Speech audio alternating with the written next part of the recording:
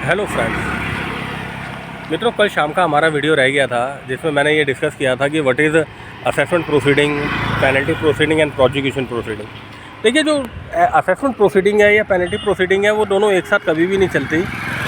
और penalty proceeding जो होती है उसके अंदर फ़ाइन दे के छोड़ दिया जाता है कि आपकी जो भी अनडिस्क्लोज इनकम एओ ने डिटेक्ट की है, he will compute the tax, penalty, interest, और वो हैवी पेनल्टी लगाएगा जो अलग अलग सेक्शन में लगती है, डिपेंड करता है, और वो आप जमा करा दीजिए, you will get release. But now comes to the prosecution. देखिए, प्रोसिक्यूशन में एक सज़ा का प्रावधान है। प्रोसिक्यूशन का होता है जहाँ पे टैक्स इफेक्ट बहुत ज़्यादा होता है, करोड़ों में होता है, 10 करोड़, 20 करोड़, 30 करोड़, 50 करोड़। और एसएससी के पास उतने एसेट्स नहीं होते कि वो अपनी लाइबिलिटी को पे ऑफ कर पाए। He is not competent to pay off the amount, then the provision of the imprisonment comes into the law. आपको लॉ में जो इम्प्रीजनमेंट है under the income tax law, दो तरीके की है, एक रिग्रेस इम्प्रीजनमेंट है, एक नॉन रिग्रेस इम्प्रीजनमेंट है। रिग्रेस इम्प्रीजनमेंट बड़ी टफ इम्प्रीजनमेंट होती है जिसमें काम कराया जाता है, बहुत बुरा सलूक किया जाता है कैदियों के साथ। और नॉन रिग्रेस इम्प्रीजनमेंट है, सिंपल सज़ा है आपकी, आप काटिए 3 महीने 6 महीने और आप अपना गैटे हो, अपना टाइम पूरा होने पे जाइए। वो आपका प्रोसिक्यूशन का लॉ ये होता है। प्रोसिक्यूशन में क्या होता है, फ़ाइन के साथ साथ आपको इम्प्रीजनमेंट भी देते हैं, सज़ा भी देते हैं, तो वो प्रोसिक्यूशन हो जाती है।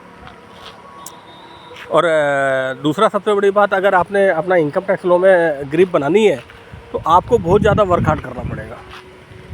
You need to do much work hard under the income tax law, क्योंकि उससे क्या होगा कि आपकी जो है कंसिस्टेंसी बढ़ेगी, आपका आईक्यू लेवल बढ़ेगा कि लॉ में जो अमेंडमेंट आती है, सेक्शन बनते हैं, सब सेक्शन बनते हैं, सब क्लॉज बनते हैं, क्लॉज बनते हैं, प्रोवाइजो बनती है, सब प्रोवाइजो बनती है, लॉ में एक्सप्लेनेशन बनती है।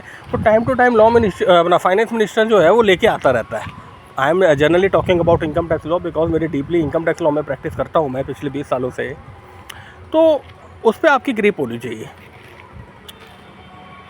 और आगे हम आपका डिस्कस करेंगे कि सर ऑफेंसेस कितने तरीके के होते हैं इनकम टैक्स एक्ट में, क्योंकि ऑफेंसेस भी दो तरीके के हैं। One is compoundable offences, other is non compoundable offences.